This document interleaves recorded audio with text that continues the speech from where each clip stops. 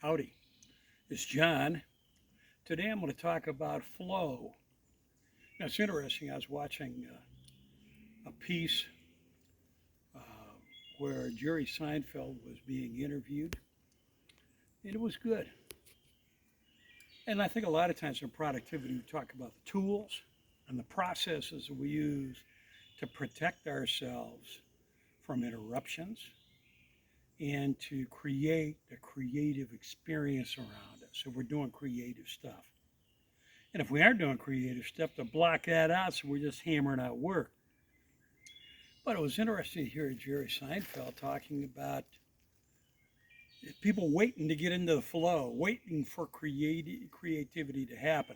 At least that's what I gleaned, and maybe that's what I wanted to hear. He was saying, get into it. You do it. How do you get into flow? You start. You don't just sit around and wait for creation and inspiration to happen. You start doing it. You start writing. You start thinking. Well, but what do you write? It doesn't matter. I think a lot of it is association to get us kicked in. We write something about this. Oh, now we can write about this. And that, to me, that's what it amounts to. You know, whether you're writing a book or whether you're putting together jokes or a series of jokes, or whether you're just thinking, like today, right here. How do I get into flow when I'm doing this stuff? I start with an idea and then just start talking. Now, I know that that's my personality style too, being real expressive and a little bit of a driver. High D, high I if you're using the DISC personality assessment. But that works for me. Start.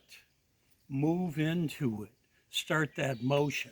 An object that's in motion stays in motion. An object that is at rest stays at rest until you add a force to it. It starts moving. That's what I've got for today. Get into flow. Work hard. You know, that's another thing that he was mentioning, was that how much he enjoyed work. And I can see that. And I enjoy good work too. I know we got to take vacation. I know that we need to carve out time and be balanced and spend time with our loved ones and our friends. But there is something about carving out enough time to work.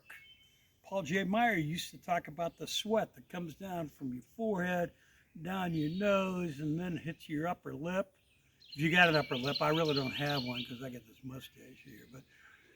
And then it dribbles right into your mouth. And Paul Meyer was talking about that sweet, joyful taste of work. Get after it. That's what I got. Catch you next time.